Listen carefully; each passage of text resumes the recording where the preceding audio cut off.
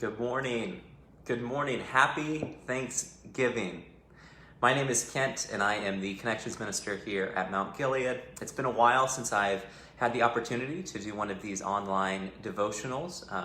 So if we haven't met, it's a pleasure to meet you, even through Facebook. I hope that you're doing well this morning and that you will have the opportunity to have some rest and to relax today and to pause and give thanks for all of the good things you have in your life. And I know that sometimes that can be incredibly difficult. When times are hard or work is stressful or when there are things in our life out of place, it can be very difficult to just pause and rest and reflect on what is good and what is going well. So I hope at some point today, regardless of how you're feeling when you wake up, you can pause and reflect and give thanks. Today, I want to share with you all from the book of 1 Thessalonians. It's a letter that Paul wrote to a church in Thessalonica. But I think just for fun, I want us to hear these words, these final instructions that he gives to the church, and maybe hear this. I don't know if you're going to gather with friends or family today, or if you're just going to be at home with family, or how you're going to interact with people today. But I thought, for fun, we can listen to these words of Paul and think, how do they apply to what my day will look like? So I'm going to read from 1 Thessalonians chapter 5, and I'm going to start in verse 12 and read through verse 18. So, hey, good morning, Georgina. Good morning, Theda. So when you hear these today, just think how this applies to you. Who in your life do you need to hear these words of Paul speak into your heart about how you interact with them? So this is what Paul has for us today. We ask you, brothers or sisters, to respect those who labor among you and are over you in the Lord and admonish you, and to esteem them very highly in love because of their work.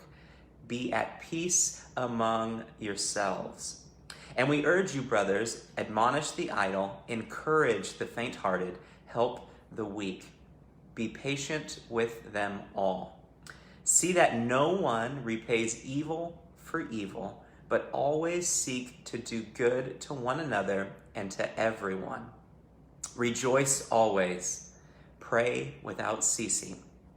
Give thanks in all circumstances, for this is the will of God in Christ Jesus. Good morning, Jill. So, when I read that, when I was reading that this morning, I thought, wow, you could sit and look around. If you are sitting at a table, if you imagine you're sitting at a big Thanksgiving table with maybe your family members or friends, you could probably go through this passage and think, wow, there is a call in how I should interact with everybody here. It says, encourage the faint-hearted. There's got to be people we're going to run into today that we can encourage and try to enrich their spirit. There's going to be people today where it says be patient with them all. I bet there's going to be a time today where it might call for extra patience. Sometimes if you have a big family, that can definitely happen. It says repay no one evil for evil, seek good to do one another. And it even says esteem them very highly in love because of their work. There may be people that you're around today that are just serving you. Thank them. Encourage them. Let them know how much you appreciate what they are doing for you. And then I love how it closes and says, give thanks in all circumstances.